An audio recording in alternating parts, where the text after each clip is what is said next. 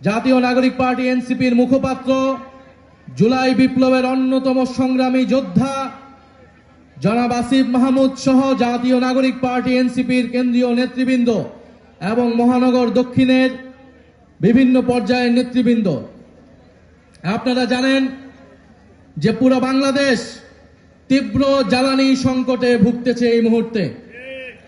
এবং আমরা বলেছি সরকারের অপরিকল্পনা, সরকারের নজিরবিহীন লুটপাট, দুর্নীতি এর জন্য দায়ী। তারেক রহমান বর্তমান সরকার প্রধান, উনি যখন দেশে এসেছিলেন, প্রথম দেশে এসে কি বলেছিলেন আপনাদের মনে আছে? উনি এসে বলেছিলেন যে আই হ্যাভ এ প্ল্যান। ওনার কি আছে? একটা প্ল্যান আছে। তো এই প্ল্যান আপনারা 5 মাসে 6 মাসে দেখছেন? পুরা বাংলাদেশ কিন্তু তারেক রহমানের প্ল্যান দেখে ফেলেছে। তারা বলেছিল নির্বাচিত সরকার আসলেই দেশের সব সমস্যার সমাধান হবে, রাজনৈতিক সরকার আসলেই দেশের আইন শৃঙ্খলা ঠিক হয়ে যাবে, দেশের অর্থনীতি ঠিক হয়ে যাবে। কিন্তু আমরা দেখলাম নির্বাচিত সরকার আসার পরে দেশের আইন শৃঙ্খলার পরিবেশ আগের তুলনায় আরো বাজে হয়েছে, দেশের চাঁদাবাজি আগের তুলনায় আরো বেড়েছে, দেশের দুর্নীতি আগের তুলনায় আরো বেড়েছে। এখন তো মন্ত্রীদের ছেলেরাও নাকি দুর্নীতি করছে বিভিন্ন মন্ত্রণালয় থেকে। বাপের দোয়া মায়ের দোয়া কমিটি হচ্ছে, লুটপাট হচ্ছে, দুর্নীতি হচ্ছে। ফলে এই সরকার অব্যবস্থাপনা এবং অপরিকল্পনার কারণে আজকে তেলের দাম, গ্যাসের দাম, চালের দাম, সবজির দাম সবকিছুই বৃদ্ধি পাচ্ছে।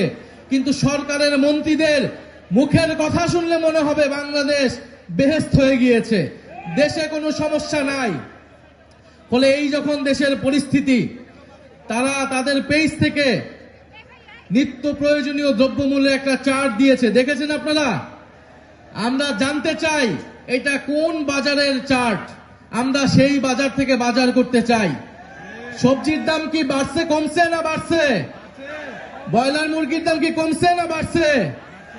সবকিছুর দাম ঊর্ধ্বমুখী। অথচ বাজেট সেশনে তারা কি বলছিল যে এই বাজেট হওয়ার পরে কোনো কিছুর দাম নাকি বাড়ে নাই, কোনো কিছুর দাম নাকি বাড়বে না। এইরকম একের পর এক মিথ্যা কথা তারা বলে যাচ্ছে। সবচেয়ে বড় মিথ্যা কথাটা কি বলেছিল? নির্বাচনের সময় বলেছিল গণভোটে আপনারা হ্যাঁ ভোট দিন, জুলাই সনদ আপনারা বাস্তবায়ন করুন। কিন্তু সবাই মিলে যখন গণভোটে আমরা হ্যাঁ ভোট দিলাম, 70% মানুষ গণভোটে হ্যাঁ ভোট দিয়েছে। তারপরে তারা ক্ষমতায় গিয়ে সেই গণভোটে হ্যাঁ তারা বাস্তবায়ন করলো না।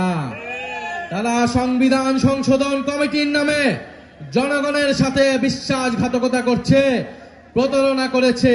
ফলে এই সরকারকে আমরা একটা প্রতারক সরকার বলতে পারি, একটা বিশ্বাসঘাতক সরকার বলতে পারি, যারা এই দেশের জনগণের সাথে, জুলাই গণ অভ্যুত্থানের সাথে, হাজারো শহীদদের সাথে প্রতারণা করে ক্ষমতায় এসেছে।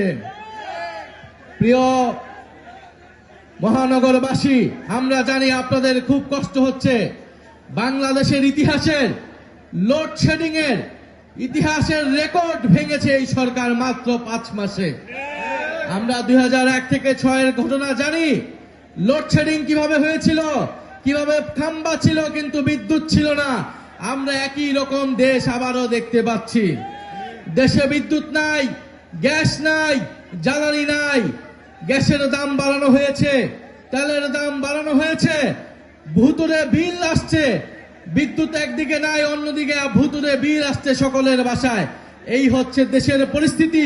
তখন আমরা দেখতে পাচ্ছি যে তেলকে বেসরকারীকরণ করা হচ্ছে, একটা বেসরকারি কোম্পানির হাতে।